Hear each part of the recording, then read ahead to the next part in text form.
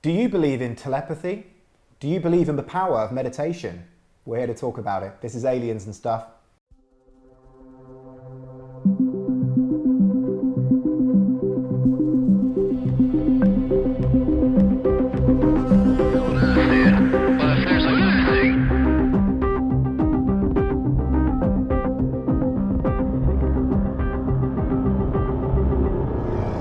Hi guys, and welcome to episode 12 of Aliens and Stuff. We've been away for a couple of months because of the UK lockdown. It's good to be back, guys, isn't it? It's so good. So good. I look a little bit like somebody's nan with my haircut, so please bear with me on that. The hairdressers are not open here yet, and the barbers, but we're all good. But thanks for bearing with us. If you haven't already yet, make sure you like and subscribe and hit the bell notification. And because we got a lot of content coming, guys, and we big plans. Well, we thought we'd start with a really good one because we've had a lot of requests about this particular subject. So we're asking the question in this episode: can Steven Greer communicate with ETs through meditation? Very big question. It is a big question, and a lot of people talk about Steven Greer. Spencer, can you give us a bit of a rundown about who he is? Dive in. Yeah, so I mean, what we normally do in an episode is we'll sit and we'll go into a bunch of detail. But I just thought, considering so many people know about Steven Greer and the Disclosure Project and the documentaries on Amazon, etc., I just do like a really brief overview. Yeah, and then we can really get into the meat of the discussion, if you know what I mean. Because I know we've got some strong opinions about this. So for anybody that doesn't know, Steven Greer, very, very famous chap, Dr. Steven Greer, I should say. Doctor, but medical doctor Steven Greer. A medical Greer. Doctor, yes, not a physicist, a UFOologist or a ufologist. But he's very, very famous for starting CSETI, the Centre for the Study of Extraterrestrial Intelligence, and also the Disclosure Project, which was enormous back in the day. Now, he actually gave up his career as a medical doctor and physician to work full-time to spread knowledge of alien activity. And he claims to have briefed presidents on UFOs, EBANs, and stuff like that.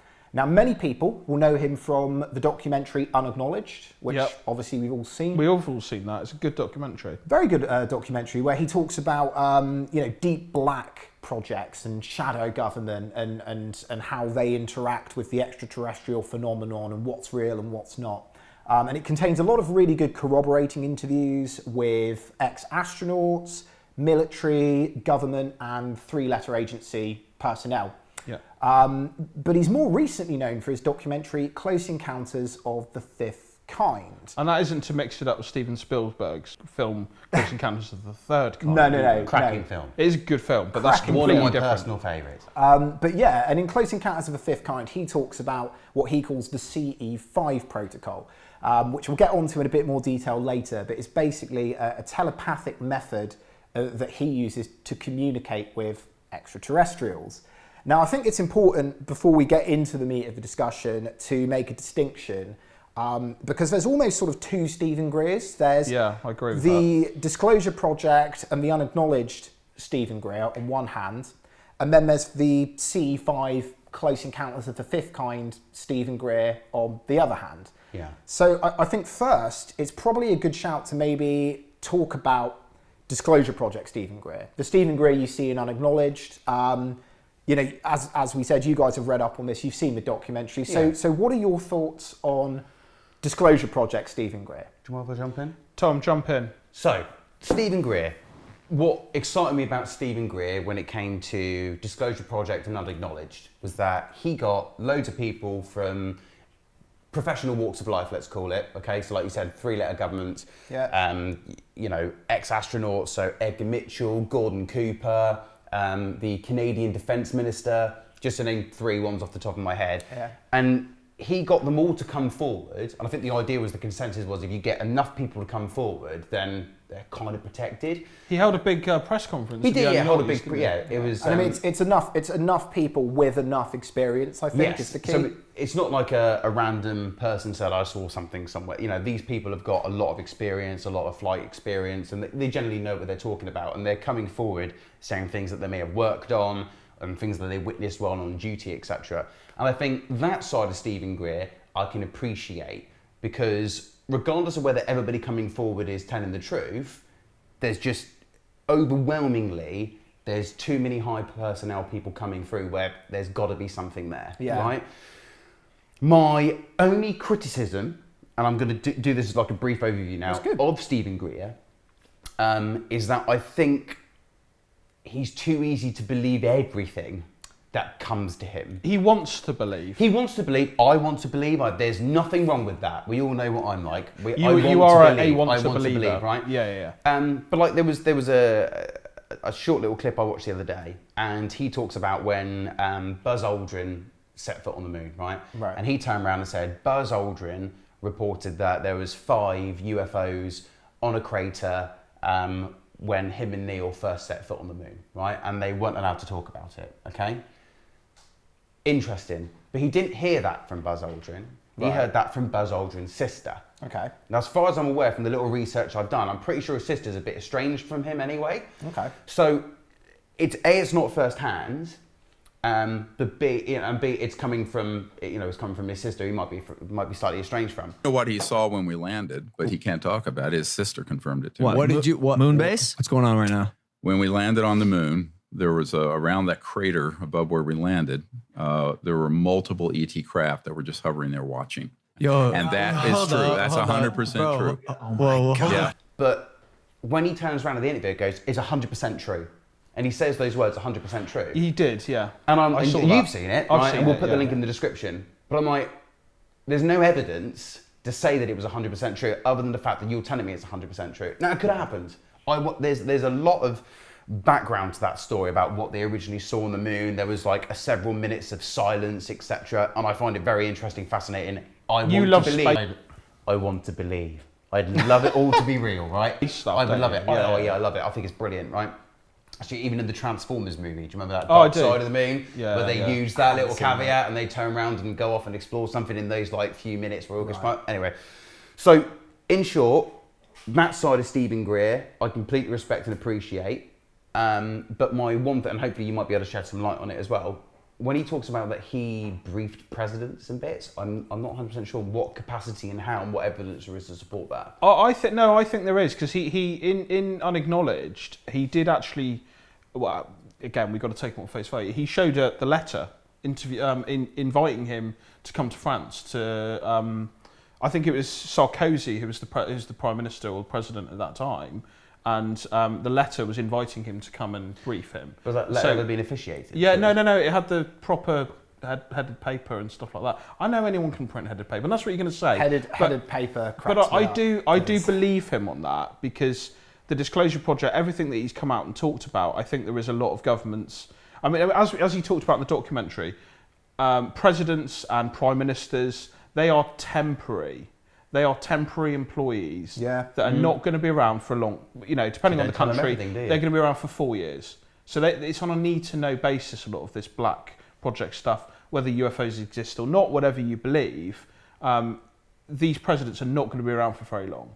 And they're potentially a target to squeeze and get information out about it. So they're often not told about these Black Projects as a result. And I believe Steven Greer has gone to actually brief presidents and high-ranking officials, because they probably don't know about any of that, and they do probably want an idea of what is going on. So what you're saying is those presidents and prime ministers have outsourced him to give them information? Well, we all know how much consultants are paid for through government at the end of the day. So, he's been brought in different topic. He's brought in as a consultant to brief the president about what's going on. At the end of the day, that president's probably never going to act on it, but he probably just wants to know. And I actually believe that has happened. I do, because I think that makes sense. A president that doesn't know information probably thinks I'm at the top of the tree. I probably should know some information.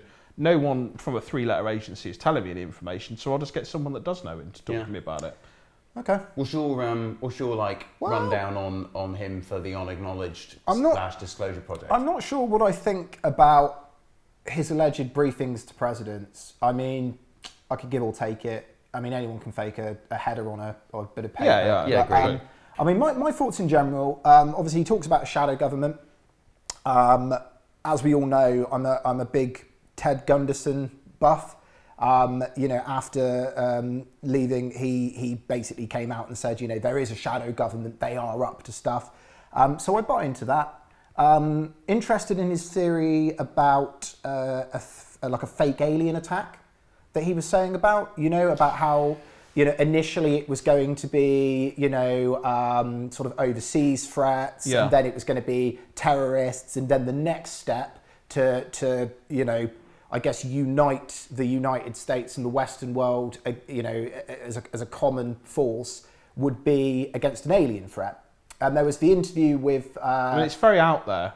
Well, but it does. The reason why I can buy into it is because it does corroborate a little bit what Bob Lazar said in the episode that we did previously on Bob Lazar and about lots of reverse engineering alien technology. They've actually been able to do that. Then in theory, the government could. What you're saying is it may not be alien related. It may all be man-made, and it's a staged hoax if there was an invasion. Well, that's what Steven Greer was talking about. He was saying about how the aliens are friendly, and like a lot of the abductions we hear about are actually staged abductions by the United States shadow government and black ops personnel to sort of foster this negative image of aliens as this sort of warlike, we're going to abduct people and conduct experiments, kind of. There was actually a black ops guy, wasn't there, in the documentary that said, yes, that stuff happens. I was there, I've seen it happen. And I mean, it's also, you've got to look at like the speech Ronald Reagan gave, where he said, one thing that would unite everybody, together would be the outside threat of an alien invasion or threat. I occasionally think how quickly our differences worldwide would vanish if we were facing an alien threat from outside this world. And yet, I ask you, is not an alien force already among us? Which oddly enough is how the conclusion for Watchmen went down. Really? Yeah. That's because in the movie they united everybody against Dr. Manhattan. In the comics it was an alien squid that they'd created. That's interesting. That was a big false flag. So it's the same sort of thing as that. But yeah, I mean, all in all, I think he was doing good work trying to bring all this information out, and there's a lot of credible people in there, incredibly credible people in there. Incredibly credible. That we can talk about. But then I watched Close Encounters of the Fifth Kind. Well, I was eagerly anticipating Close Encounters because I really, really enjoyed Unacknowledged, and it did blow my mind somewhat. And in theory, Close Encounters of the Fifth Kind is almost like the sequel documentary film, isn't it? Can we just clarify the stages of Close Encounters? Because there's the first kind, second, third, fourth, and fifth, isn't there? Go over it. Might not know. Well, I mean, I'm pretty sure I know. I mean, the first kind is seeing something that you're kind of unsure of, isn't it? That could be quite far away. Yeah. And I think second kind is like an up close interaction with a vehicle or something not of this world. A rental ship. Yeah. Third is actually meeting them. Was meeting. Yeah. Isn't fourth abduction? Yeah. Fourth is abduction. And then fifth is communication. Yeah, sort of telepathic summoning communication. No, that's what I just thought, because some people may not know that watch other episodes, you just tune in. And that's why Steven Spielberg's film Close Encounters of the Third Kind was about an alien ship landing, an alien coming out and going, all right guys, cheers and gone. That's basically what it was called that, and that's why I think that's what Steven Greer's almost kind of picked up on and gone down the route of the Close Encounters of the Fifth Kind, because it is about, obviously, meditation.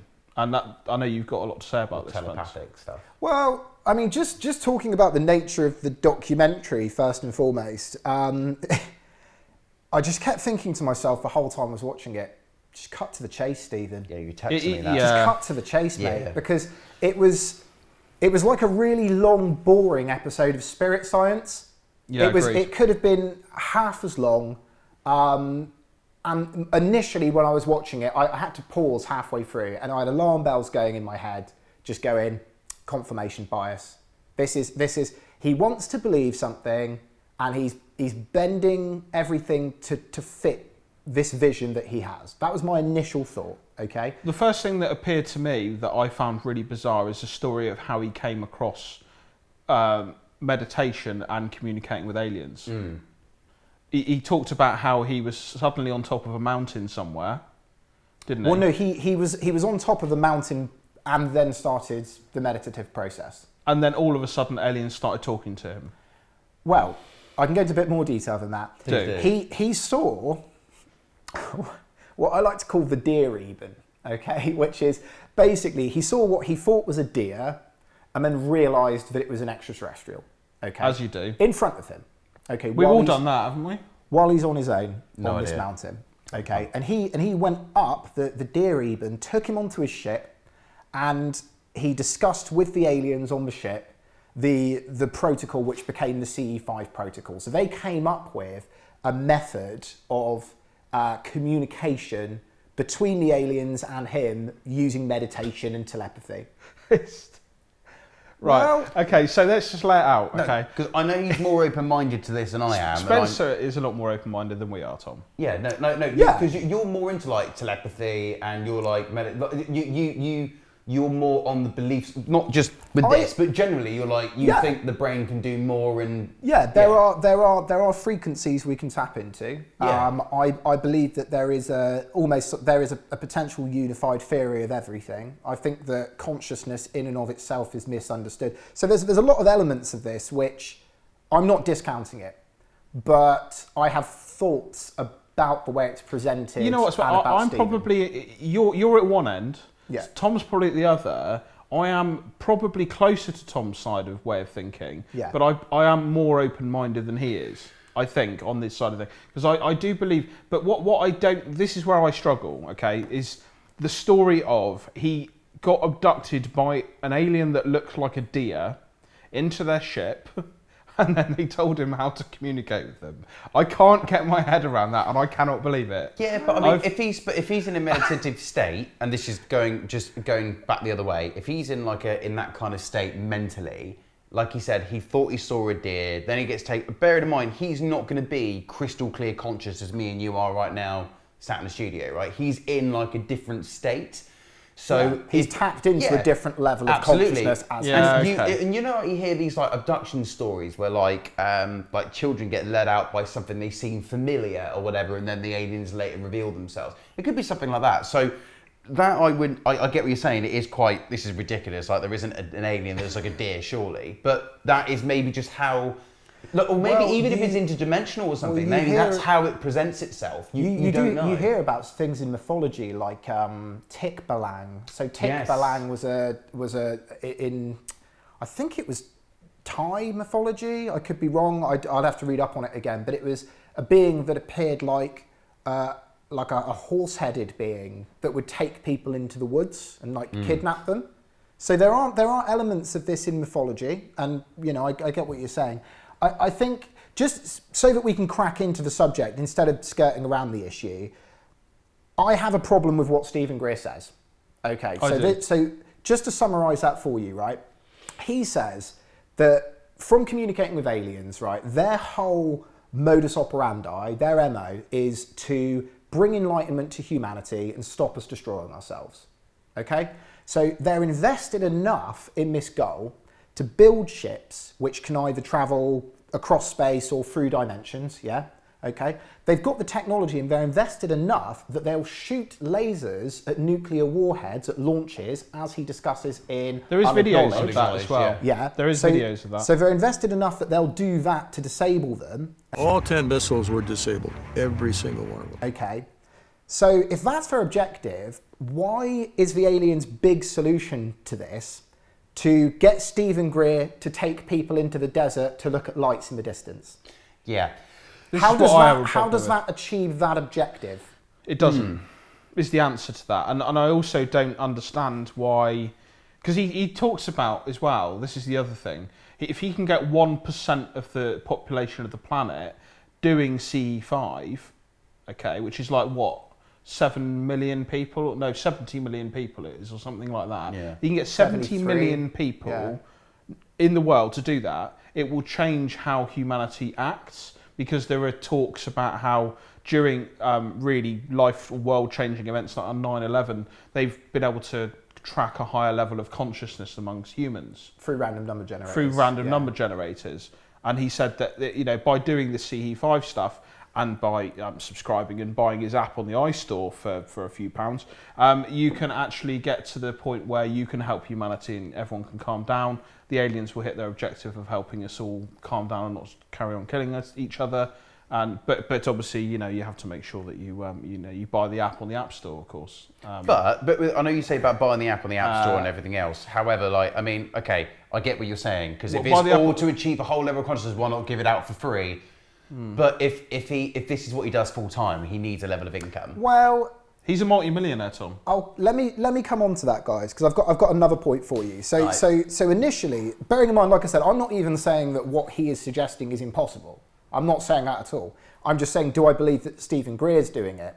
So my initial thoughts, as I said, were, okay, well, if the aliens want us to be enlightened and they want to stop nuclear war, why is their grand plan just to appear in the distance as lights? Agreed. That doesn't make sense to me. If that's what they want to do and they're that invested, why don't they just show themselves? Now, this comes on again with, do you remember in Close Encounters of the Fifth Kind, the triangle-headed alien? Yeah, I do. That healed the man's hearing? Do you remember that? Mm-hmm. Okay, so it looked like the silence from Doctor Who. Very, very strange image. Now, what I don't understand about that, and this is another thing which doesn't make any logical sense to me, and there's a lack of consistency, is if this alien, right, is going to appear in 3D on our dimensional plane, right, and fix this guy's hearing, right? So they're actively trying to photograph this. Yeah? Yes. They're taking photos. Yeah, they are. If you're communicating with these aliens telepathically, right, why not just ask them to pose for a photo? Well, this is the problem that I have with it, because Steven Greer talks about how he is pure of heart. Yeah. And that's the reason why the aliens reached out to him in the first place to set this up. Okay? Now, what I don't get is if he could just ask them for a photo, that's him being honest and pure of heart. They can pose for a photo, he can show the world, it might have a better impact, and more people might take up CE5 as a result. But that's not happening. So he's having to trick the aliens and take photos of them. Well, this is the point, isn't it? Which isn't pure of heart, is it? But either, you could either ask them to pose. If they don't want to pose, why not? And if they hands down just don't want to be in photos, why are you sneakily taking photos of them without their consent? Because surely that's breaking the ET's trust in the agreement.